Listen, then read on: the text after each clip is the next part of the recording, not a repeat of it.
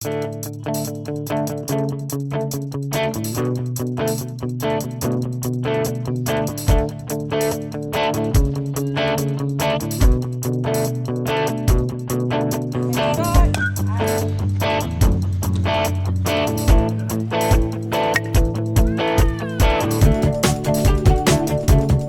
can hardly remember a time when I wasn't passionately in love with baseball, and I still am. I love the smell of fresh cut grass. I love the dirt. The feeling of when you hit a ball in the sweet spot and it's just perfect. You know how in Peanuts, like Linus has a security blanket? This is my security blanket. I love the way a baseball feels in my hand. And when I pitch and either blow a fastball by someone or that perfect curveball, 3-2 curve. I love the smell of the grass. I love the feel of the game. I love the pace of the game. Watching outfielders move, watching infielders move before a pitch. And I put my cleats on and I started walking out towards the field, and I could hear the click, click, click, click, click of the feet walking out towards the field, and thought, my dream has come true. I am going to be able to play professional baseball. What do you like about baseball? It's fun. And then I get to play with the boys and show them up. But there were times where you would see a slide just a little bit harder, and then you would hear the, let's just get rid of the girl. Let's just take her out. And as a parent, it's like, what? They're 5 years old. But why do girls who want to play baseball, why are they told, no, we have this other game for you? As far as we know, there's only been 6 women in the history of college baseball that have ever played. And how many are there now? I'm the only one right now. Baseball is America's sport. It's supposed to be for everybody.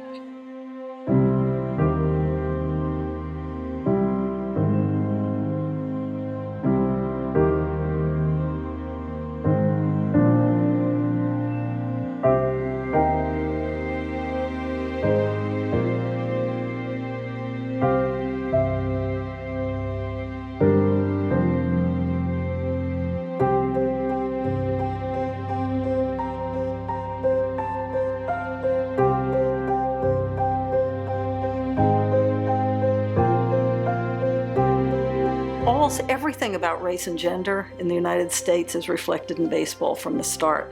One of my players was hit every single time she was at bat, just trying to play high school baseball. The entire league decided they would hit her. People want to create fear. They're afraid of something being different.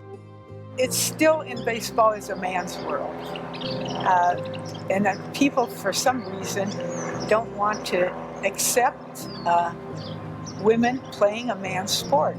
I think baseball does reflect American society, and I think if baseball were to hold that mirror up to itself, it would tell us that American society really is a place where opportunities are not equal to all. There were a lot of obstacles, and she was basically told she could go out for the team and she could make the team, but they wouldn't have to play her. So she was looking at a possibility of life on the bench. I thought I was the only girl in the world that was playing baseball. One of my good friends said it was against God's way for me to play baseball. But I actually am one of the lucky ones, because I know too many women who have tried to play a male sport and, they've been physically attacked. It was awful. I had bullying, harassment, abuse, violence, everything you can imagine. I was in college. What I would do is I would go run on the track. I felt pretty safe there at a Christian school. So I'm running on the field trying to get ready and keep in shape for playing ball. And I have some guys that attack me from behind when I'm running. And I know that their intentions and how things were going were to harm me and rape me, beat me up and then rape me, to get me to quit playing and install that fear and power. Having baseball slap me in the face and getting carried out of one clubhouse that I tried to go into, and having jock straps thrown at me and being groped and being called names. I remember after I covered my last game as an Angels beat writer, and I chose to leave the beat to go to the NFL because I wanted to spend more time at home. But after that last game at Anaheim Stadium, I sat in my car and baseball and I had a talk. And I told baseball, I'm sorry that it didn't work out for us, but that I'd always be there, that I'd always love baseball, and that I hoped one day that baseball would be ready to welcome women.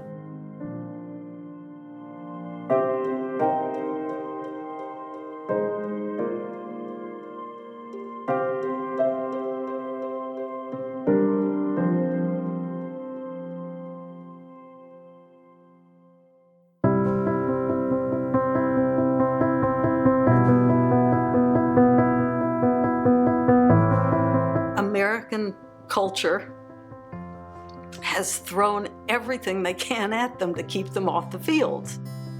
I think you have to look at our social construct, and most of these constructs were created by the men who were in power.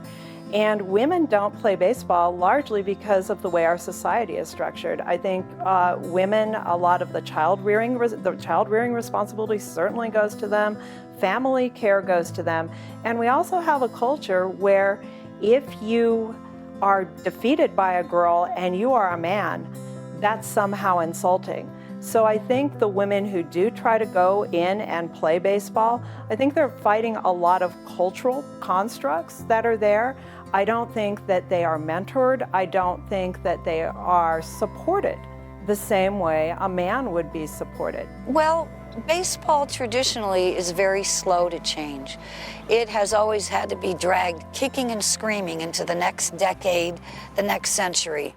You know, in the 1890s, Albert Spalding saying, baseball is a manly game, it's America's game, it's a national sport, and nobody else has it. And because it's manly and strenuous, girls can't play. And it got associated with boyhood and American manhood. Dateline, Chattanooga, Tennessee. 17-year-old Chattanooga Lookouts pitcher Jackie Mitchell faces Babe Ruth, Lou Gehrig, and Tony Lazzeri. Jackie strikes out Ruth-looking and fans Gehrig on 3 pitches. She's removed from the game after walking Lazzeri. A stunt or the real deal? A teenage girl just struck out 2 of baseball's greatest sluggers. Kennesaw Mountain Landis, after this episode with, a girl striking out some Yankees, he banned women from baseball forever. Every time there was a girl that was good, there was some man in an official position that said girls aren't allowed, and they would make up a rule.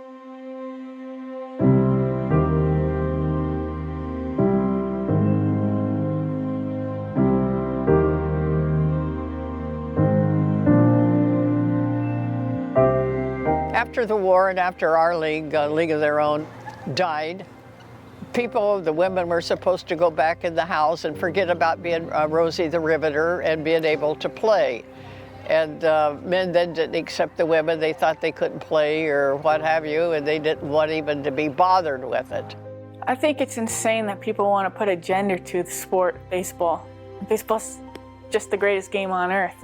Why does it matter if you're a boy or a girl or a man or a woman if you want to play? The fact that, being baseball is our national pastime, that half of our population is really eliminated from it, is really oppressive. Women that have umpired, women that were fans, asking the question, why love a game so much that you really essentially rejects you and always has? I think that girls and women just, if they love baseball, they love baseball. It's hard to turn your back on baseball. Baseball's a companion. It's not just a game, it's a companion. The season is so long. You see the players' faces when they're hitting and when they're in the field. This is a relationship that you've built. And so I think the sting for women, and I know for me, the sting is great when you're rejected by someone you've looked upon as one of your best friends. I think my dad gave me a little glove and one of those rubber balls with fake stitches on it. The kids played in the street, or more accurately, the boys played in the street. It was one of those West LA housing tracts in the 50s. And I played with them. I loved it, and I was really good, and they always wanted me on their team. And could really smack the ball, and I was also a good pitcher. This was the horrible 1950s, the worst decade in American history to be an athletic girl. When I was 6, 7, 8, I was sure, while I was playing by myself and with the boys, that they changed the rules. By the time I got to be 9, then I could play Little League. I just lived an American kid's baseball dream, except I wasn't a boy, so it was an incorrect dream. You know, I worry that if you tell a girl she can't play baseball, what else will she think she can't do? And I think also, just conversely, if you tell a boy girls don't play baseball, what else do boys think that girls can't do? And, you know, what kind of America do we want to live in? And they don't out and out just say no, they'll just make it difficult. Because they can't say no, you can't play. But they don't have to play her. There's no law that says she has to play. They could say, well, she made the team, we're legal, she made the team. But she's not going to play. I see a connection between accessibility of women getting the chance to play baseball and what's going on in our country and the opportunities that women have in our country. And when I look at this baseball with the major league stamp, it just reminds me that there's people out there that don't see the same value in my children as I do. But I think you're also seeing a bit of a why not? As more parents, especially dads, they have daughters. And now they want their daughters to be CEOs. They want their daughters to be able to have any job that they think they can do. And because of that, they're starting to say, well, wait a minute, if my daughter wants to play baseball, maybe we should have that opportunity available. There's something mystical about the game that connects generations and connects parents to kids. And, you know, that shouldn't be an experience reserved just for a father and his sons. We're not saying that girls have to be in the major leagues with men. You know, that's always where it goes to. Why aren't they playing in the major leagues? I think the question is, why aren't they playing in Little League? I think it's so funny that people think it's a big deal that a woman is an official, as if her eyes are different or her hearing, as if she can't see the same play. I remember I left umpire school in the middle of the night, the very last night of school, to take a bus over to St. Petersburg because I had gotten permission from the director of the Mets fantasy camp, which at that time was taking place in St. Petersburg, to audition for a job as an umpire at the fantasy camp. And other than him, I had called 2 or 3 other fantasy camp directors, and 2 of them had basically laughed in my face, and the other one had hung up the phone on me. They have put up with this shit for 2 centuries, and they're still trying to get on the field.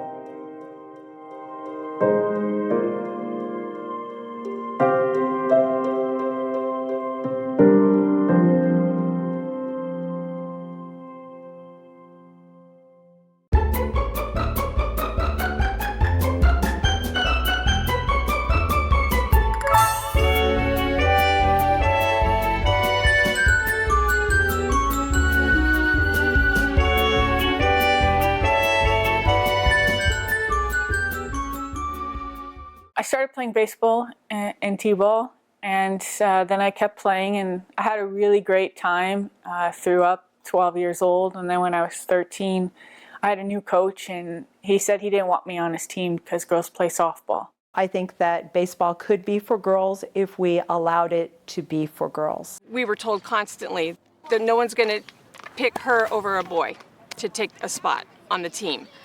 So the softball coach for the high school offered her a varsity position, walk on to play softball, and she decided I'd rather play something than sit on the bench to make a point.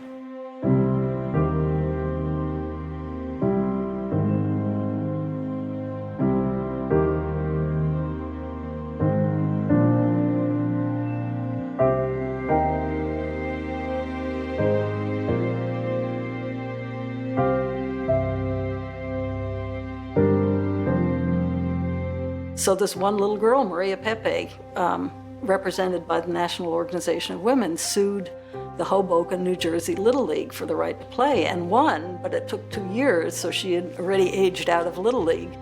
And the New Jersey Little League's response was to shut down Little League for boys rather than let them play with girls for a year. And what they came back with after that year was Little League softball for girls. So post 1973, you have Jim Crow baseball. You've got a game that's supposed to be for girls that's just like baseball, only for girls. And softball develops teeth. That's what then became the pathway to collegiate scholarships for girls who wanted to play with a ball and a bat. It became an institution. You know, when I was 11 and I was playing first base, I'm left-handed, so before the boys all got bigger than me, I was still, you know, I was able to play first base in Little League. And I remember several games standing, playing first base, and the first base umpire would be saying, you know, when are you going to switch to softball? And I was like, I'm happy playing baseball. I'm just going to keep going. When people link baseball and softball together, I try to say, well, okay, let's take a tennis player and a racquetball player. Okay, they're pretty similar, but they're completely different sports, completely different where you're playing at with tennis to racquetball. You still have a racket and you're hitting stuff, but it's a different ball and it's a different environment. It's a different game. You cannot put baseball and softball together. You know, people say softball, it's a women's sport. No, it's not. You have men's fast pitch. I just would turn the question around. Why are women interested in softball? Is it only because baseball doesn't exist? And I think if women had the opportunity to play baseball and were supported, more women would go into baseball than go into softball. Because sometimes in the private schools around here, they won't let the girls play baseball because they have that softball option. Or if girls want to start thinking about college, because you're not going to see too many baseball scholarships going to a girl. The resistance that we sense around women's baseball in the US doesn't seem to exist in Australia. And I think that as I've tried to analyse it without fully understanding why that is the case in the US, I think one of those issues is because it doesn't have such a history of men's baseball, the weight of the history as something to push against, we don't have that resistance. And watching these girls play, first of all, they're good. They were good.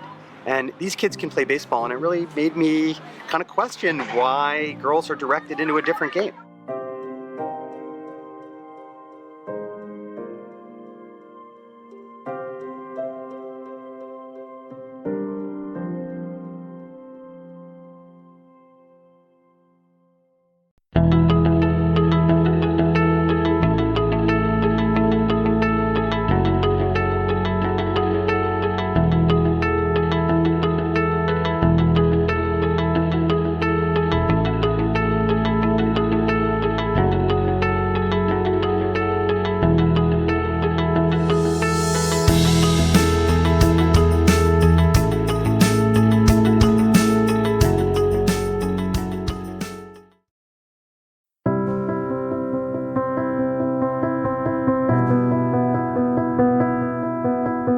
I grew up in an abusive household, but the toughest thing about that, with my dad being an alcoholic and my mom being subservient, and my dad and I, we would fist fight. We would fist fight and we would go at it. And he was my biggest fan, and I love him dearly, but it was a rough upbringing, really rough upbringing. So I grew up with having to fight. Anytime anybody pissed me off, boom, I'd just punch him in the face and I wouldn't think anything of it. And everybody kind of wants to put you in a box so that they can understand you. And unfortunately, it's kind of hard being a female baseball player, Christian, and then gay. I love the competition and I love pitching. People said, why didn't you go into softball? Well, I wanted to be an overhand pitcher and I wanted to play in the major leagues. And anytime something would go wrong in life, I would always go to the field. It was my safe haven. I grew up on a field.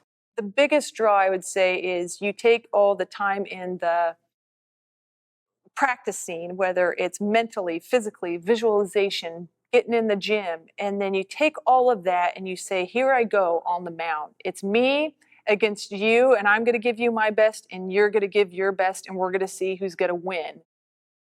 In high school, you know, the guys are getting dressed in the dugout, you know, cups are being put in. I didn't wear a cup. You know, where do you go to get changed? Where do you not go to get changed? Parents were not okay with a girl striking out their son. I had a lot more resistance from the parents in the stands than the player themselves. You know, it's kind of like the players were used to me because they saw me in Little League, junior high, and then I got to high school.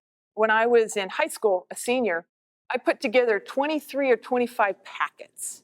And I sent this out to like 23 different colleges. I had I had three people come back to me saying, okay, we'll give you a shot. And then three of those I looked at, and it was SEC, Vanguard at the time. Okay, they have guys that are getting signed to a major league contract.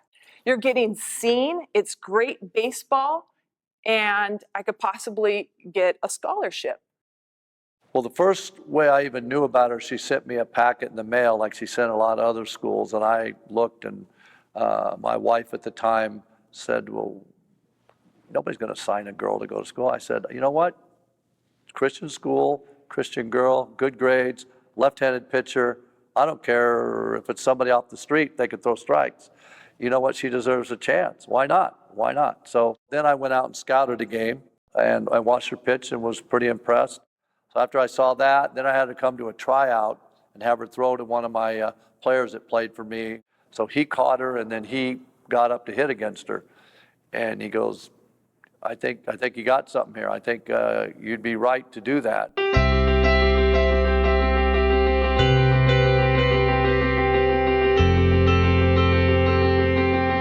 was a big deal, and a lot bigger than I ever thought it would be. I never really thought about that.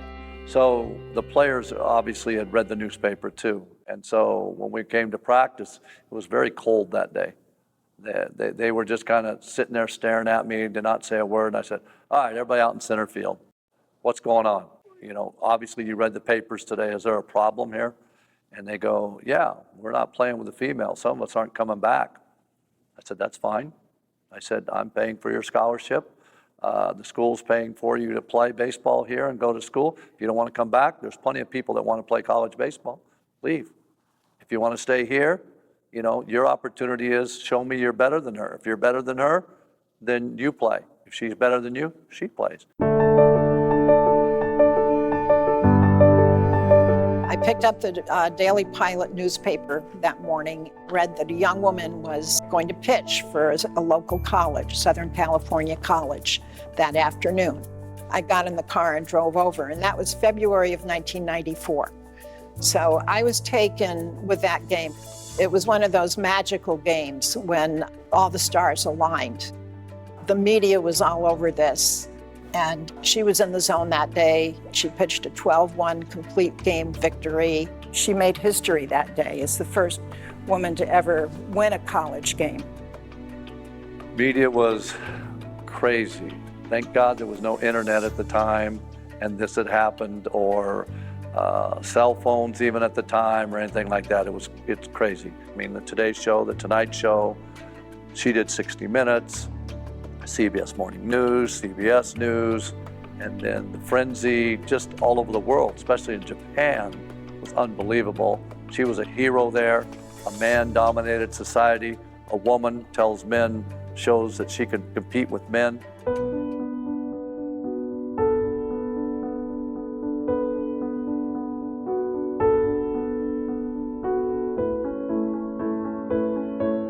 So I was in college. What I would do is I would go run on the track. I felt pretty safe there at a Christian school. So I'm running on the field trying to get ready and keep in shape for playing ball. And I have some guys that attack me from behind when I'm running, and who I think had the intentions to rape me, to get me to quit playing. So I fought my way back. I'm a pretty big person, but I was able to claw my way, fight my way, punch my way, kick my way out of it.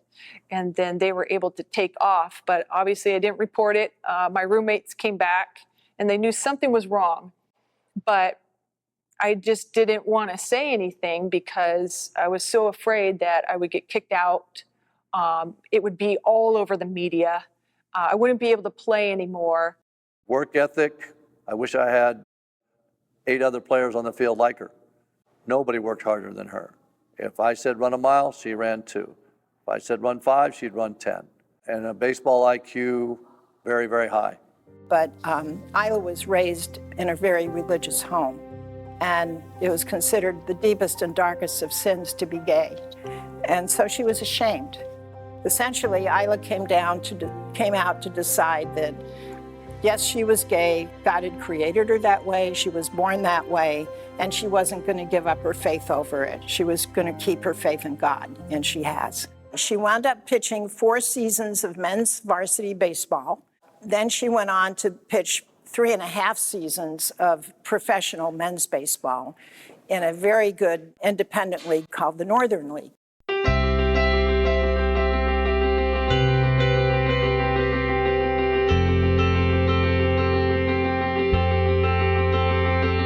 My first year playing professional baseball, started out with the Saints, ended up with the Dukes. And I don't know if you guys know the Dukes. This is what I think is so cool about them. We were a bunch of misfits. And so it's really cool to me to see a bunch of these crazy people, outcasts, that nobody else wanted, form this team. And we won the entire championship and I got a ring.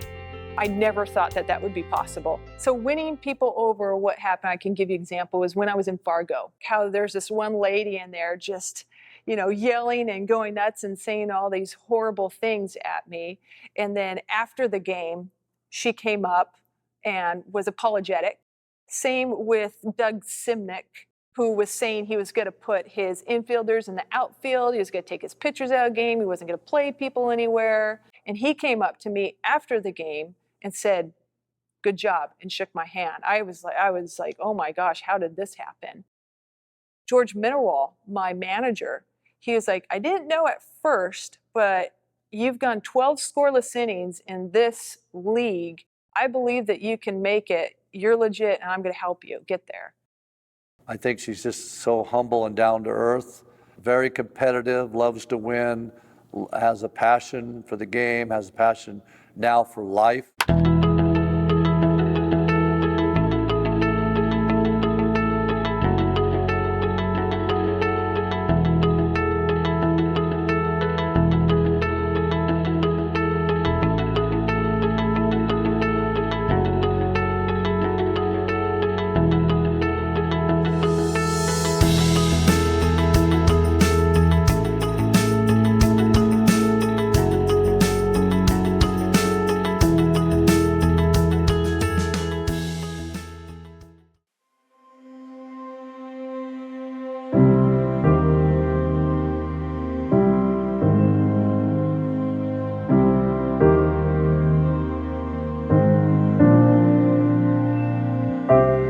It's not easy to play this game. If you're a female and you want to play, you have to have really thick skin. It's pretty exhausting being the only girl all the time, and knowing that everybody is watching you, everything you do with, you know, like magnifying glasses. And the way the press treats it is like, this is a freak of nature. Look at this girl, she can pitch. Look at this girl, she can hit. Well, our daughter has never got to play baseball with girls. She's been on travel teams, and she's usually been the only girl, the only ponytail in the dugout. We have to prove ourselves that we're actually better than the men in order to be judged on an equal footing with them. It was awful. I had bullying, harassment, abuse, violence, everything you can imagine in high school. And I guess there was a fire within me that I was, you know, that just because those boys did awful things to me, I wasn't gonna let them win. We talk about how there's always, when you first walk onto a field with a group of guys, there's this like really awkward silence, like just like a total silence comes over the field, because they're just like, what is this girl doing? Why is she here? And like, especially you start putting on your cleats and there's just like staring, what's going on? So the girls that play are the only ones, and they're treated like the only ones. There's no continuity, there's no history, there's no sense that once a girl gets this far, others will follow. So when I first read about Jackie Robinson, when I was in grade school, and I saw what he had to go through to do what he loved, and I told myself then I'd never quit. But there were 3 women in the Negro Leagues in the early 50s. They were Toni Stone, Connie Morgan, and Mamie Peanut Johnson. second baseman, played down in New Orleans and then up with the Indianapolis Clowns. She played 3 seasons in the big leagues of the Negro Leagues. She was tenacious, and she'd always played with the men. God, even a great athlete, ball player like Babe Didrikson, the press coverage of her was always, you know, yeah, she's a great athlete, but look at, she's got a boyfriend. And look at this, she's cooking him dinner. And looking at this, you know, she's making her own dress. So it was always this question of you have to explain your femininity if you can also play ball. As far as we know, there's only been 6 women in the history of college baseball that have ever played. And how many are there now? I'm the only one right now. How's that make you feel? Sad. I mean, everyone's like, wow, that's cool. No, it's not cool, because I know that's a lot of other kids' dreams. You know, there's a lot of other girls that grew up wanting to play college baseball, and somewhere along the line, they got pushed away from their dreams. There's always one who like comes up and introduces himself and as, you know, like, it's great that you're out here. You want to play catch. And then once you just break that awkward silence and they see that I can actually play, then everything falls by the wayside, and it's just, you know, we're out there playing. But it's just something that girls and women bring, a focus, a level of dedication. Maybe it's because we feel like we're starting out with a strike against us and that we have to prove ourselves. You know, I only throw, you know, mid to high 70s as a fastball, and I do mix up my pitches pretty well, and that's why I was successful. Especially my first year, these guys had never played against a girl before. They just came up swinging out of their shoes, and it was funny how many times I watched them screw themselves right into the ground. But I do remember pretty much my entire sophomore season being very quiet because I didn't want to be making some political statement. I wanted to just show that I could play and that I deserved to be there. Yeah, men are always going to be, you know, they're naturally bigger, faster, and stronger. But some of them are just dumb baseball players, to be honest. You know, they just go off their, you know, their pure athleticism. And baseball is a sport that you got to be thinking ahead. You can't think while the play is in motion. You got to be thinking when the pitcher's getting ready. Okay, I'm going to come, you know, ground ball. Got to turn 2 here. If the ball hits my right, I'm going to step on third and throw to first. You always got to be prepared. It's not necessarily about pure athleticism, because there's always going to be guys out there that are great athletes. Yeah, they're just going to run faster than us. But if you do the little things right, you can win a spot over them.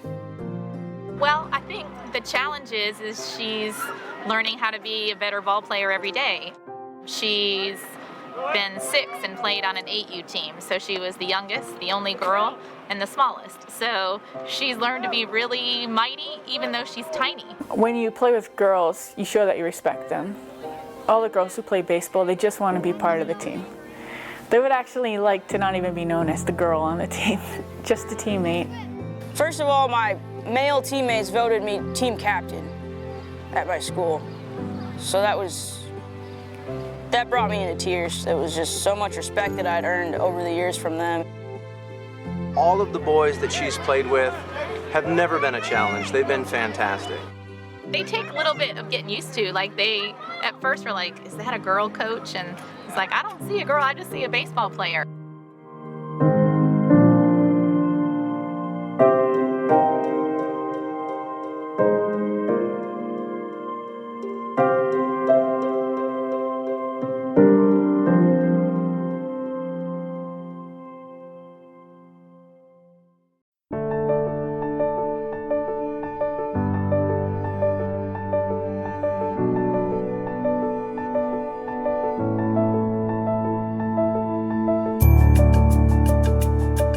So my arc from playing as a child to kind of to the level that I got to and playing at a high level was, I think, kind of a bumpy journey at times.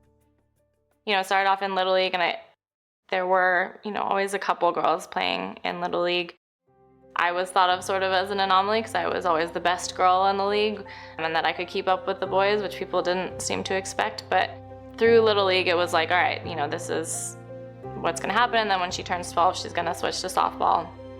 And that was the expectation. Telling me to switch to softball in my mind was as ridiculous as telling me to switch to basketball. They're just different sports, and I was happy playing baseball and I wanted to keep going. So I made the transition to Babe Ruth, where, you know, the field gets bigger, you have 90-foot bases, and the dads get much more involved in the future of their sons' baseball careers.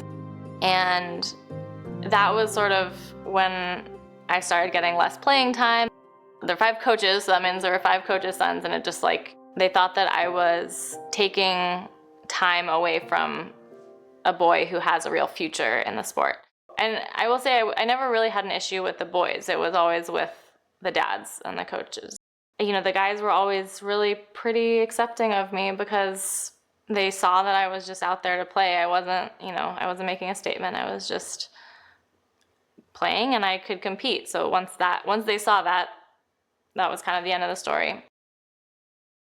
And then when I transitioned to high school, the first high school that I went to, I went through the whole preseason, and it was like a 4-month-long preseason, and I went through the tryouts, and I was trying out with guys that I had been playing with my entire childhood, who I had always kept up with.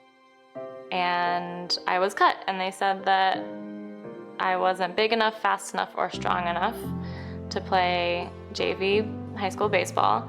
And keep in mind, these are 14-year-old boys. They're not exactly giant, fast, strong guys. They're scrawny 14-year-olds. And the boys were shocked when I was cut. They just didn't kind of understand. They were like, she's always played with us. She's always been good enough. The first few days after that, it was a struggle. I was doubting myself. It's really hard not to take it personally or like to believe and internalize that when a bunch of men tell you that you're not good enough. It's pretty hard for a 14-year-old girl to say, what are you talking about? I am too. But I think both from my perspective and I think really from what my mom and my dad instilled in me was like, you can't just kind of sit back and let injustice happen and not respond in some way. A family friend who's also a private hitting coach suggested that I transfer schools and go to reach out to this other high school coach at Worcester High School in Reno. So I transferred to Worcester and I tried out my sophomore year and made the JV team and had a really great first season. I wanted to just show that I could play and that I deserved to be there. One of the assistant coaches actually encouraged me to pitch, and I had never been able to pitch before because it was always with the coach's sons. That's who got to pitch. He was like, all right, I think we're gonna have you pitch. You're left-handed and you can hit your spots, so let's do it. And they taught me a curveball, and it was just this completely different experience of having coaches encourage me and show that they have confidence in me. So the next year, I tried out for varsity my junior year, and I made it. So I was the first girl in Nevada to play for a varsity baseball. And it was amazing. It was great. And by that point, I had definitely earned the respect of all the guys on the team, and they sort of started becoming like my brothers. Well, folks, here we go again. Lily Jacobson, it's the second time we've seen her on LSP. She's out here again for the Colts, trying to do something that the Colts pitcher hasn't been able to do. Stop the Tiger bats, and the first pitch is a swing and a miss. It was great. My high school baseball experience was fantastic, and Ron Malcolm was the varsity head coach, and I felt so supported. He put me into situations where I was a junior and we had a guy on the team who threw like 94 and got drafted, and he had a bad game, and they had me warming up in the bullpen and a senior who threw really hard. And I see the umpire come over and point to his left arm, and I was like, that's weird. Hunter's not left-handed. I knew that the coach, he put me in there because he trusted me, and I had a great game. I pitched 5 innings and gave up 1 run and a few hits, and news reported on it. And actually, apparently the next day, this was against the best hitting team in the league. There was one guy who I struck out, and they showed that clip on the news, they just kept running it. And then we faced that team again later that season for regionals, and I was pitching, and he had asked his coach, I need to go back in there and redeem myself. So he came up to face me again, and I struck him out again, this time swinging. And he was just like, it was like he was in shock, like he didn't know what to do. And we were walking back to the bus after the game, and his mom came up to me and said, "You just struck out my son." And I like didn't know what to do, and all my teammates were laughing, and I was like getting on the bus, and I was like, "I'm sorry," and I didn't know what to say, and I just like got on the bus. And I kind of thought that my baseball career was going to be over after high school, and there was part of me that was kind of okay with it. It's pretty exhausting being the only girl all the time, and knowing that everybody is watching you, everything you do with, like magnifying glasses. But then Jim Glennie approached me about trying out for the U.S. women's team. And I was like, all right, and I had no idea what to expect because I had never played with women. I had only played with boys.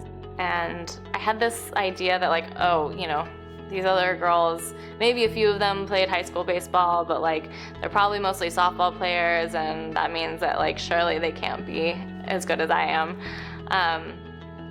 And then I got out there and I was like, oh, they're actually really good. And like I was like, oh, there's not gonna be any other pitchers. But of course there were, and it just kind of like exposed how hidden women's baseball is, and the fact that there are so many women that play, that even the ones that do play didn't realize how many other ones there were. It was a really like interesting turning point for me in my baseball career because, I'd spent my entire life being the exception and like being very special.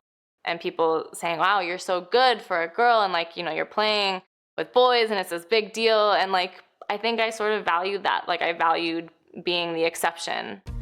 And then seeing how good all these other girls were, I was like, oh, this is even better. Like not being an exception, like being surrounded by these girls who have really shared experiences with me.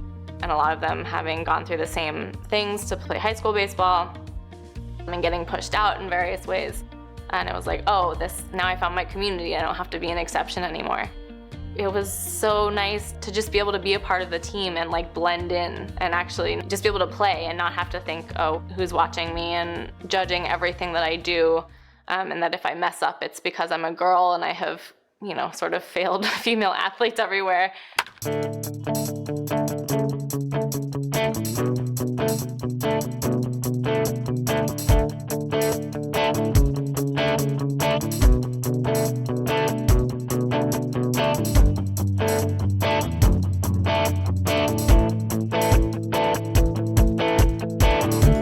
So, we played in the 2006 Women's Baseball World Cup. I was 18 years old. I had no idea like what an amazing experience this was. It was just kind of this whirlwind. And I mostly was a DH because we had 3 silver bullets who were playing in the outfield. So they were definitely like women that I looked up to and learned a lot from. Number 12, Lily Johnson. All right, way to go! And we won gold that year, and it was fantastic. Then in 2008, I went to Vassar College, and I was actually recruited for golf there. So I played golf my freshman year, and I thought that it would be nice to like be a normal girl and just go to college and like, not have to have this identity of the girl who plays baseball. But lo and behold, I really, really missed baseball. After my freshman year, I talked to the coach about trying out for the men's baseball team. And he said, yeah, come on out. After my freshman year, I trained, and then in the fall, tried out for the men's team at Vassar, and I made the team. And it was pretty good at first. Kind of immediately welcomed me onto the team. Guys were great the entire time. But I kind of started having some issues with the coach, and he just wasn't giving me any playing time. I have never been someone that talks to the coach about playing time, but I just was like, okay, I'm working really hard. I've shown you that I can play. What is it going to take for me to get any time on the field? And he just said to me, well, you're just not strong enough to really compete with college level men. Knowing that my coach didn't have any confidence in me was really tough to take, and I put an incredible amount of pressure on myself. I got like 4 at-bats that year, and I did get, like I was the first girl to get a hit in NC2A baseball since Julie Croteau in 1984 or something. But every time I did anything, I was like putting this pressure on myself to, that like if I failed, I was proving the coach right, and I was, proving that women couldn't compete, and it just kind of ruined it for me. It made me hate it. I hated practice. I hated the games. I didn't feel like there was any level of support, and I lost total confidence in my ability. And fortunately, after that season, it was a USA year, and so I went back and was able to sort of regain the confidence and love of the game. But it took kind of being again on an all-women's team where I had total confidence from the coaches, and I played every inning of the World Cup, and I won the Best Outfielder award. And I sort of like started to remember again why I played and that I actually did love it. And then I went back to Vassar in the fall, and I was cut from the team. And I was the only returner to be cut, and he just kind of said, it's not gonna work. And I was just like, really? Like, again, this is happening? I just came back from playing international women's baseball, winning an award for my outfielding. I think I hit like 629 or something in the World Cup. And this coach of a pretty terrible Division III team is telling me that I can't compete with boys my age, with college level Division III athletes. I just like couldn't believe it. It didn't make sense to me. I think we won like 3 games the prior season. There's no way that like I couldn't compete with those guys. So part of why I decided to quit baseball, or to stop playing, I guess I wouldn't say I quit, is just I had kind of a bad experience with USA baseball towards the end, and one of the last years that I played. And part of it was that, I was going to grad school, I was going to MIT, and it's a pretty intense place, and I just kind of didn't have time to train. But I think there was also part of it that was that I had been beat up by baseball for a pretty long time and can kind of continue to get knocked down. It was really hard. It was a hard decision because, obviously it had been a part of my identity for so long. But I think that kind of part of the price that I paid for continuing to play with men was it became a big source of like anxiety and pressure, and a space where I lost a lot of confidence because I was constantly being told I didn't belong.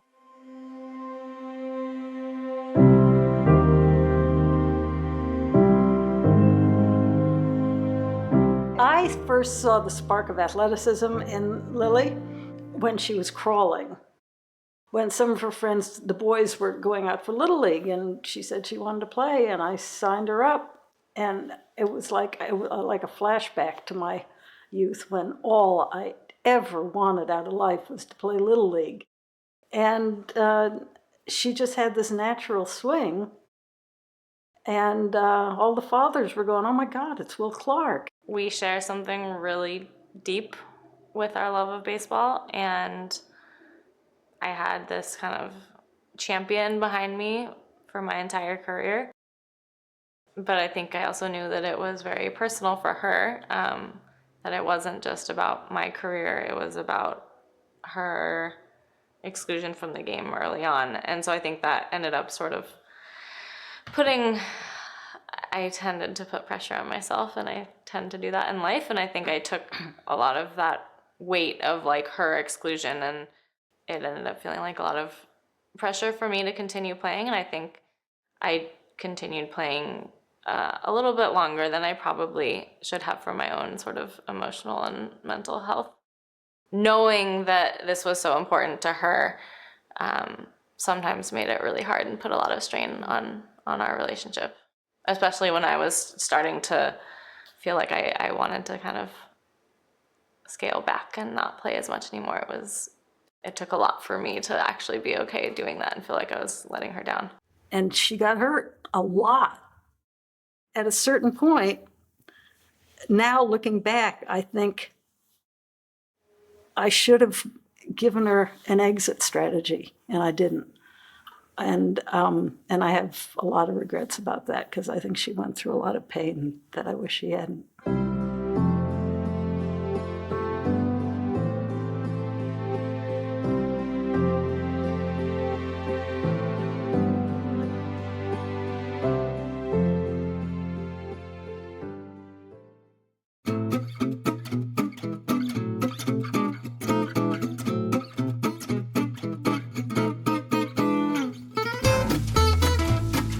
The AAGPBL was formed in the midst of World War II by Philip Wrigley and others who wanted to keep baseball alive. These women, it was so transformative for their lives. They came from all parts of the United States and Canada and even Cuba.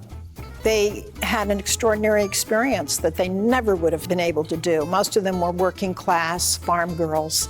Some were very, very young, and they got educated through baseball. I guess my favorite moment is the day I reported to spring training for the first time. I mean, that to me was a thrill of a lifetime. Getting able to be with a team, wear a uniform, play on a team that we're not all boys. But we went out there and played in dresses, no sliding pads, and we came up with strawberries, and I'm still digging dirt out of my side here, or whatever you want to call this. And you either went out like that or you didn't play. We played for, as they say, love of the game. And whether you played in a skirt or shorts or long pants or in a bikini, if you wanted to play, that's what you played in. And of course, Penny Marshall's film, A League of Their Own, really brought it to American attention in the late 20th century, but it kind of fell apart. They kept it going after the guys came back and Major League Baseball started up, but it drizzled out kind of through inattention. We can still give it the old routine, you know, no problem. We just can't move.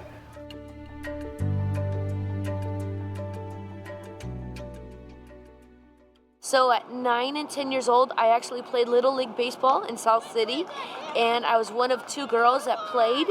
I had some really fantastic coaches that really supported me 100%. And the boys, they didn't say too much to me. You know, they complimented me when I made a good play, and vice versa. So it was just like I was one of the boys. And so my grandmother, who took me to many Giants games, I remember sitting on the third base side of Candlestick Park right above the dugout with my grandma and grandpa. And I told my grandmother, Nana, I'm going to be the very first person to play third base, the first girl to play third base for the Giants. 14 years later, I actually played third base at Candlestick Park. So I found a lot of success in college. I was 3-time All-American. A friend of my dad said, there's this tryout for an all-girls baseball team. You've got to send your daughter. I think I was 23 years old. This is 1993. It was called the Colorado Silver Bullets tryout. And then about 3 weeks later, I received this beautiful note in the mail saying I was invited to go to spring training. Well, wow, what an honor to get this letter. I get to go to spring training just like all the other major leaguers. Major League Baseball recognized us as a first all-girls baseball team in the independent league. And what we did was we didn't have a specific division like Pacific Coast League or nothing like that. They just set up the schedules. We had like 45 games across the country at all different minor league ballparks or major league stadiums. And we played independent teams. We played minor league teams, single A, double A. And then one of my favorite stories is we went to Arizona and we played against an independent team. And I could not believe who was on that team. Scott Garrelts, Darrell Evans, all my childhood superstars that I saw play for the Giants were playing in Arizona. I was so ecstatic. The fans were adorable. We had people asking us for our autographs and treated like major leaguers, first class all the way. I started playing softball. I was on a girls travel ball team very competitively, and when I went to high school, we didn't have girls softball. So I decided my sophomore year that I wanted to just try out for the boys baseball team. I made it. I ended up I was the starting second baseman and then moved into the starting catcher role. So when it came down to graduating from high school and deciding if I was going to continue on into college, I ended up turning down my college scholarships because I just really fell in love with baseball. Fortunately for me, right at that time, there was a women's professional league starting, and there was a team right in my hometown, and they encouraged me to come and try out. So I did, and I ended up making, it was actually the original Bay Sox team, and then went on to play with the San Jose Spitfires. We continued playing in this league. It was went for 2 years. It was 4 teams the first year and 6 teams the second year. It was great. I got to, play ball for a living. I got paid to do it. So I was actually in college and was playing baseball professionally. So what more could I ask for at that point? And eventually there was international play. And I got to represent Team USA. And so we took silver in Japan and gold in Canada. And it was an amazing experience.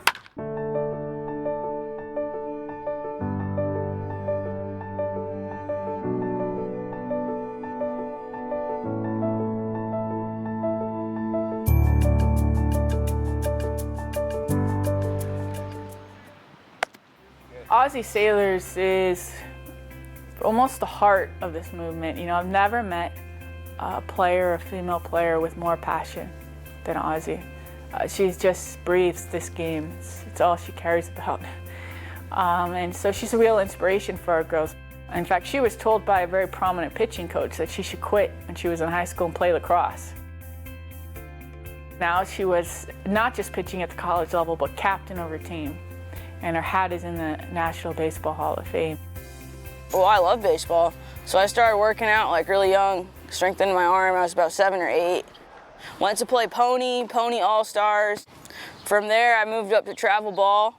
Went to high school. And then when I was in high school, I made Team USA, the women's national team, and then I got an opportunity to go to Northern Maine and play college baseball, and then I signed a professional contract and leave the next 2 weeks to go play for the Virginia Marlins.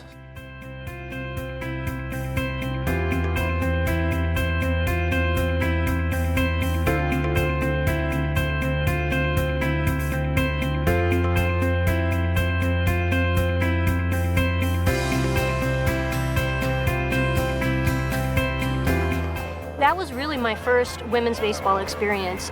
It changed me. To be able to interact with other women, there were 48 of us there who were very passionate about baseball. To walk into the locker room, and there's a jersey with our chosen number on it and our name on it. There were screams of joy, and there were tears of joy as well. As Justine Siegal said when she spoke to us, she said, for many of you, you've been wanting to be treated like a ball player your whole life, and this is the first time you've had that chance. And that's true. I was 44 years old at the time, and it was the first time that I was treated like a ball player. Play. Perry Barber is an umpire extraordinaire and a huge role model for our girls, and she's really helped us emphasize umpiring as an option, as a path. It was my mother who suggested to me that I start umpiring. Play. My first reaction was, are you out of your mind? I just never even thought of it as a political statement. It was just that I love baseball so much. I am still umpiring Met spring training games every year, and I've umpired most of the teams in the Grapefruit League by now, the Red Sox, Phillies, Blue Jays, Reds. And a lot of that was through hard work and dedication and not taking no for an answer and just plowing ahead no matter what people told me about how foolish I was and, it was never going to happen. So working Major League Spring Training has given me a lot of cachet in my other umpiring pursuits, which are mostly in amateur ball, which is high school, college, youth leagues, senior men's leagues, and now the last 6 years a lot of women's leagues too, because I'm getting more into the women who are playing as I grow older and understanding that they are still facing the same struggles that I faced when I started out as an umpire. So I want to do everything I can to help bring women's baseball into the 21st century and set up and help get an infrastructure for women players and umpires so that women are naturally drawn into the pipelines that lead to positions as players in leagues all around the country, and for umpires to get into the pipeline leading to jobs as professional umpires. Our role is to be the fair witness and to keep the game flowing, to maintain the flow of the game, so that everybody is a part of the sort of existential everythingness of baseball, of being out there in the sunshine with the breeze and the green grass and the noises and the joy and the happiness and the disappointment and the success and the failure and all of that. I was 16 when I decided I wanted to be a college baseball coach. And the coach I shared that with, he laughed at me. And he said no man would ever listen to a woman on a baseball field. That was sort of heartbreaking, but I decided that I was going to prove him wrong. And then I did end up becoming a college baseball coach as an assistant at Springfield College for 3 years while I got my PhD in sports psychology. The men do listen to you when you know what you're talking about and you care about them. And then in 2009, I became the first woman to coach men's professional baseball. And I did it in the independent minor leagues with the Brockton Rocks. And in 2011, I became the first woman to throw batting practice to a major league team. Just this past fall, in 2015, I became the first woman to coach for a Major League Baseball organization, and that was with Oakland Athletics, and it was during fall ball. When I was 23 and I was holding my daughter as a newborn, I was looking at her and I thought, I don't want her to struggle to play baseball like I did. And I decided I wanted to build opportunities instead of waiting for them. And so I was young and I didn't really know what I was doing, but I started a 4-team women's league in Cleveland. And then it turned into how could I help the girls? And that's when I brought the 12 and under Sparks to Cooperstown Dreams Park. We became the first girls team to compete in a national boys tournament. So after our success with the Sparks in Cooperstown, one of the parents said, I could help you make this a nonprofit. And I said, yes, for sure. And that is the official birth of Baseball for All. Baseball for All is a national nonprofit for girls who want to get in the game, whether it's playing, umpiring, or coaching. Essentially, we empower girls to know that their dreams are worth it. When I was a girl growing up, I wanted to be Oral Hershiser and Nolan Ryan. There wasn't anybody to really look up to. And when we can have an opportunity through Baseball for All for girls to meet players and coaches who are women, it's really important.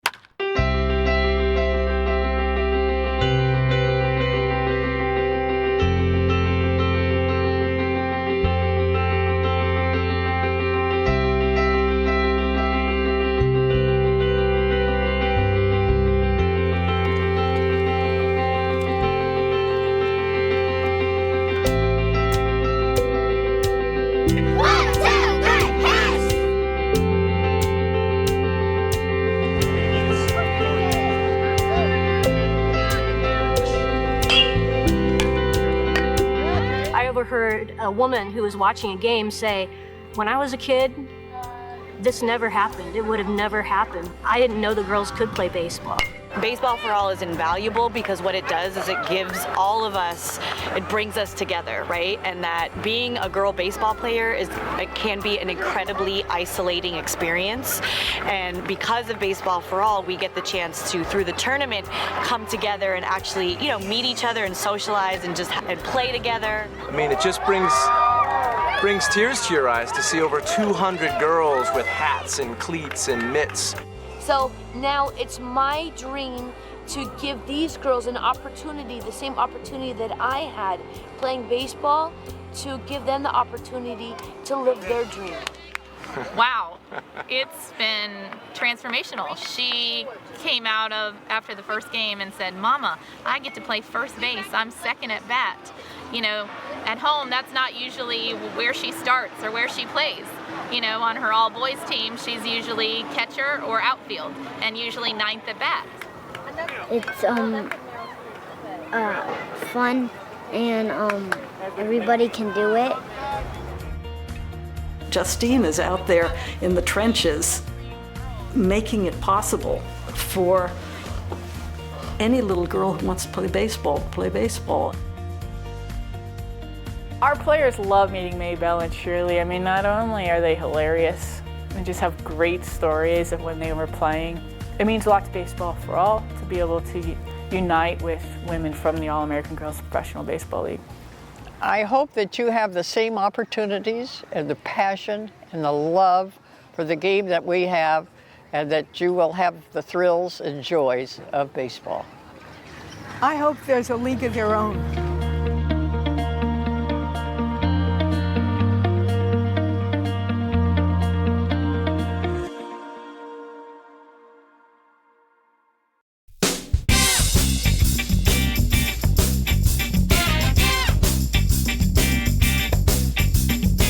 Cameron Ely, wide shot, take one. What do you like about baseball? It's fun. And then I get to play with the boys and show them up. They all stare at me like it's a girl, and then they all come in and then I crush it over their heads. But I'm a utility player. I can play anywhere they want me.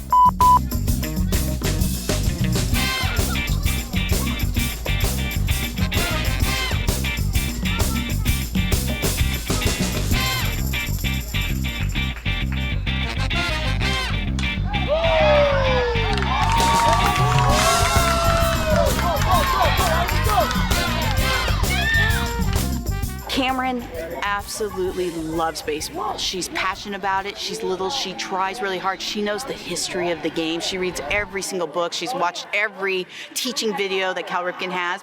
Cameron is a ball player. She happens to be a girl, and she happens to be the only girl on her team, happens to be the only girl in her league. So my daughter's always been playing with the boys. We're a very athletic family. She's never had a problem with it. She's always been out there. She's one of the boys. She gets respect. She practices hard. She's tiny on her team. But because she's always been around the boys, I think she's always thought maybe she was an outcast for the girls. We've been very lucky. We haven't pushed her into it, and I think that helps when we've gone in, and Cameron's kind of just gone in as a player. She goes to tryouts, puts a hat up, puts her hair up. Last season when she was drafted, she came to practice and the coach didn't realize he had drafted a girl. And that was really funny, and I think that made Cameron feel really great. She probably was middle of the draft, and she was like, oh yeah, I was a girl, sorry. Cameron she's a thinker. She's an excellent student. She is thinking about the strategy of the game well before the play ever happens. And then I show them my pink cleats.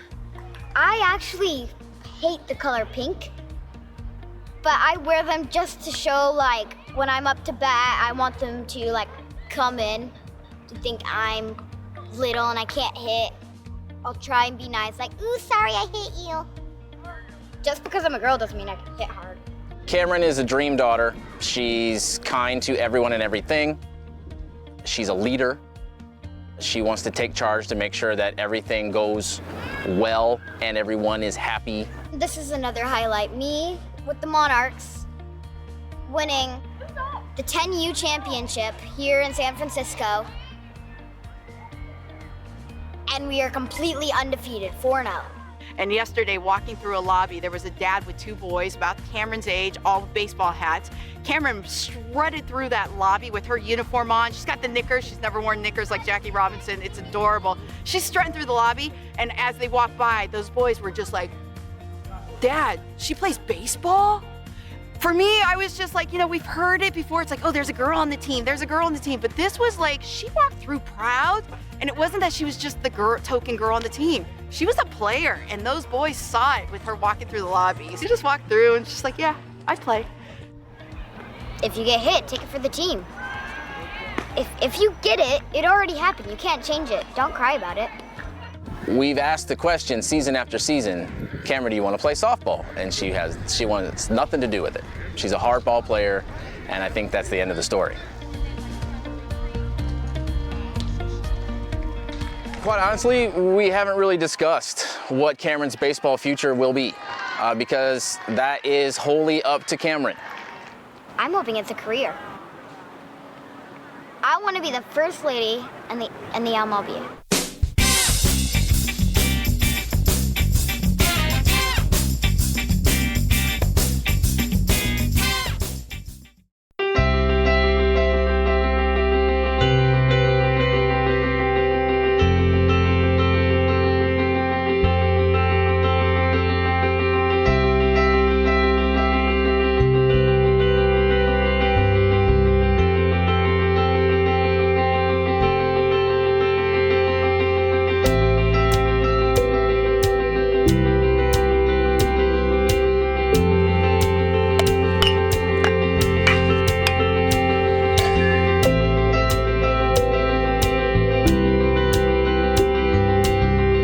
I hope they get their dreams like we had our dreams, which was still the best parts of our whole life and our memories is playing baseball because we loved it so well.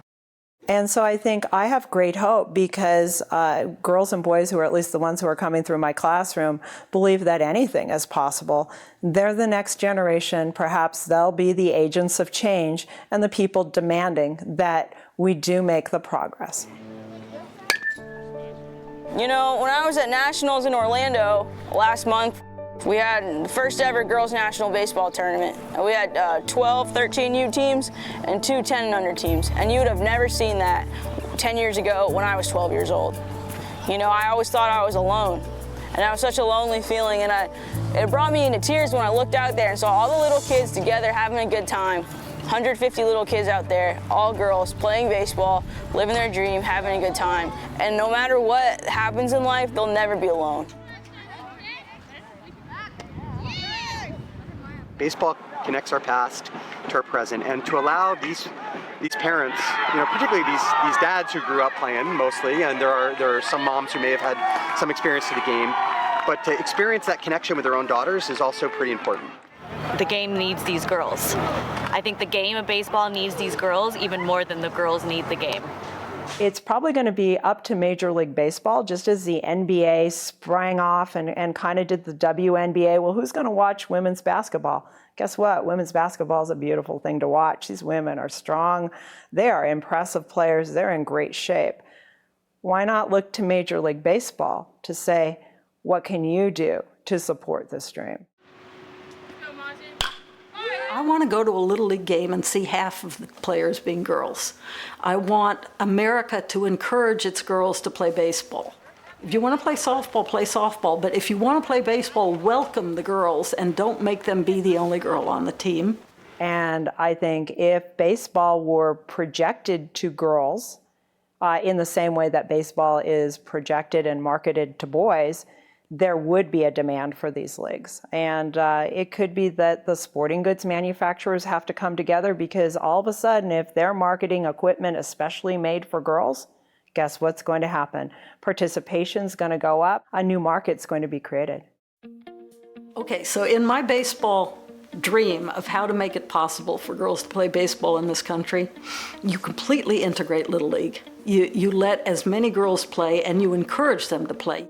In adolescence, age 12, 13, 14, you can begin to segregate by sex if that's what both sexes want. In other words, I think that in both Canada and Australia, teenagers have a choice. The girls have a choice. If they want to play on an all-girls team, they're all-girls teams. If they want to play on mixed teams with boys, they can do that. And the girls' teams and the boys' teams play each other. The girls that are the best and the boys that are the best go to state championships, but they have a choice. It's not a question of, okay, now you can't play with boys because you're never going to be good enough. So you make it possible for kids to sort themselves out according to ability, but not according to gender necessarily. And there should be baseball teams for girls in high school and baseball teams for boys in high school. And if there's some crossing over, that should be tolerated too. And so publicize them. Cover the games, ESPN. Don't just put Monet Davis on the cover of Sports Illustrated. Put Team USA on the cover of Sports Illustrated. And show everybody in America that there are women who play baseball.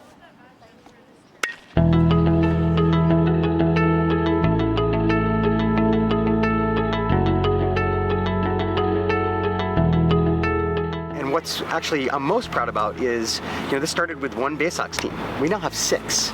And there are, parents who are calling us from all over the Bay Area saying, hey, I've started to hear about this thing, can we participate? Baseball for All is, with all female umpiring, all girls here playing baseball, female coaches, it's just very empowering. We're hoping that Major League Baseball will wake up and help us promote women's baseball, because we have all of the AA, AAA ball diamonds that we could be out there playing while they're out traveling. And the nice thing is we just had the Trailblazer series, and you have USA Baseball and you had MLB. They came together and they put on this event. We need more of that.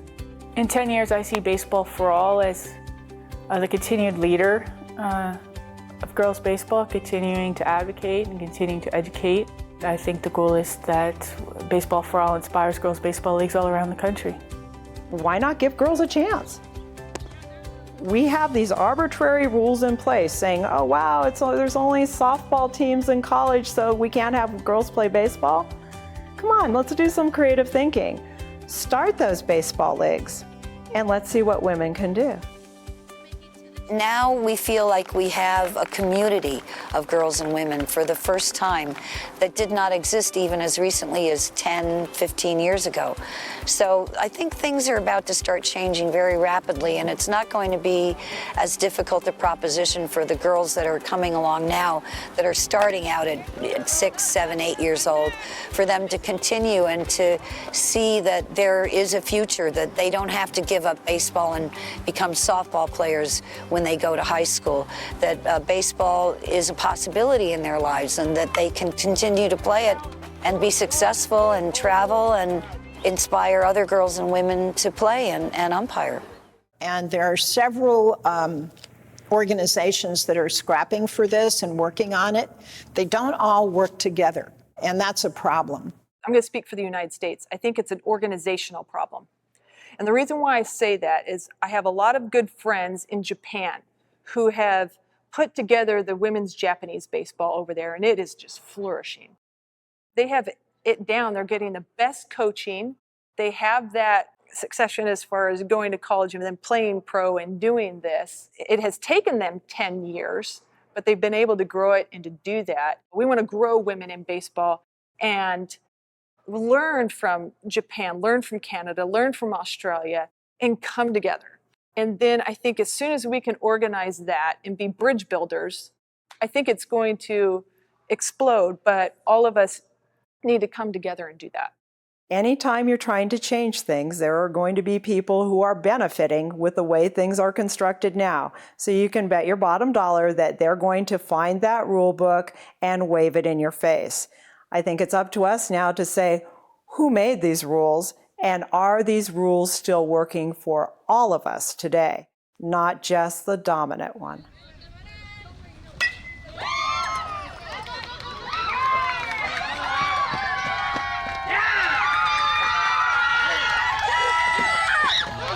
I've coached against other females that have played, and some really good ones. 12-year-old on our way to the World Series with our travel ball team, this young lady caught and pitched.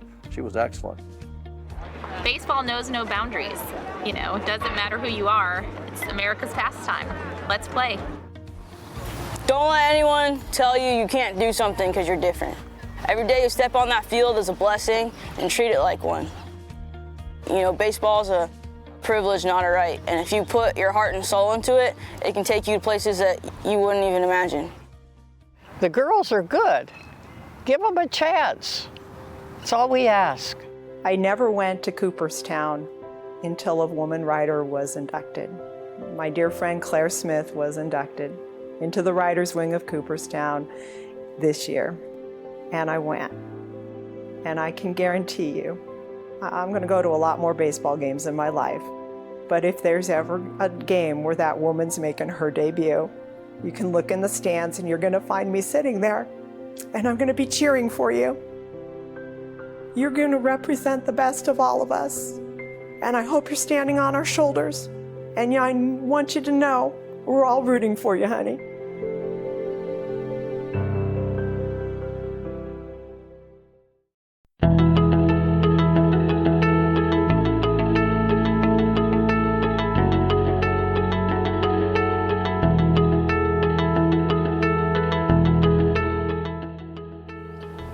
This is where all the hopes and dreams of every little girl and every little boy that ever dreamed of being a Major League Baseball player rest.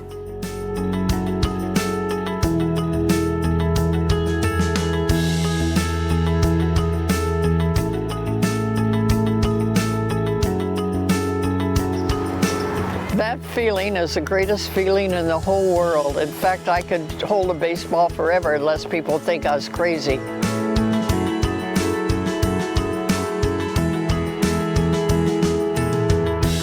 I mean, I get to say now that I'm a professional baseball player, and I might not get paid a lot of money, but I get paid to do what I love, and that's pretty awesome.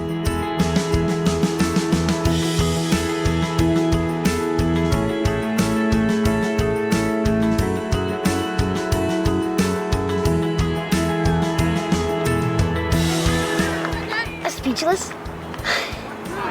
And now that I'm holding a real one and it's actually signed, I could do anything.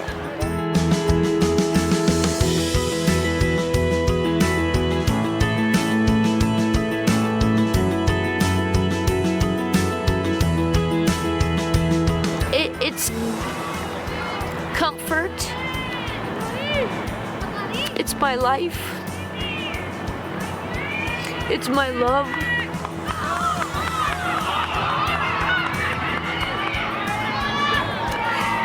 It's family.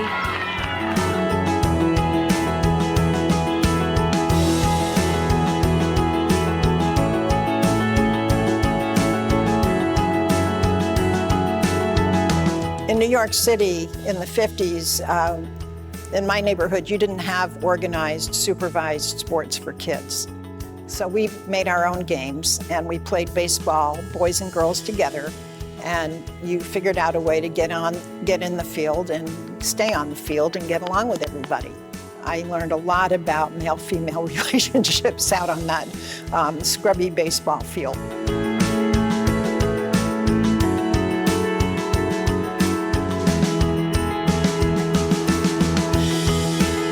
And for me personally, baseball has been an incredibly challenging journey.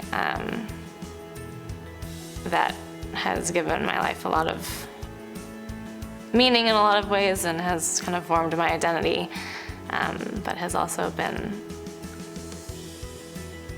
a source of a lot of pain. So it's, I guess, really for me, baseball is complicated.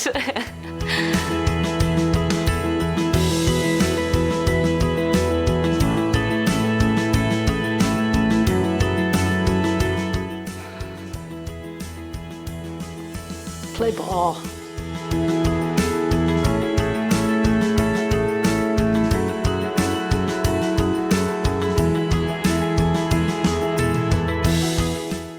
I want to go play. I want to go play. I actually, if you go see my car in Portland, I always have a right-handed catcher's mitt, and I always have my mitt and at least 2 balls in there. I don't think I've ever had my car not have that.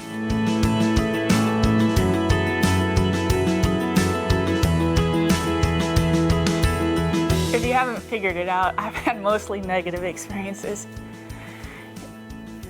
Trying to play this game and be a role model. But the good is that these girls, when you see them and they meet you, and when they're playing with other girls, the smiles on their faces, it's just priceless. And when a girl writes a school report on you, I mean, it's humbling, and that's why I do it. You know, it's an honor to make history, but it's much more important we build a better future.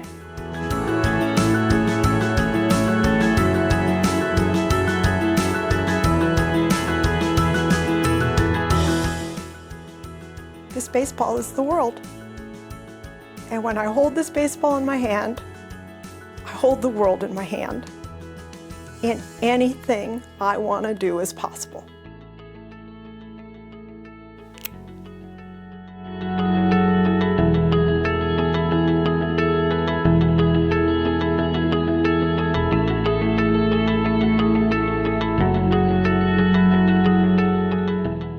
Baseball is not played on a field. Baseball is played in your heart.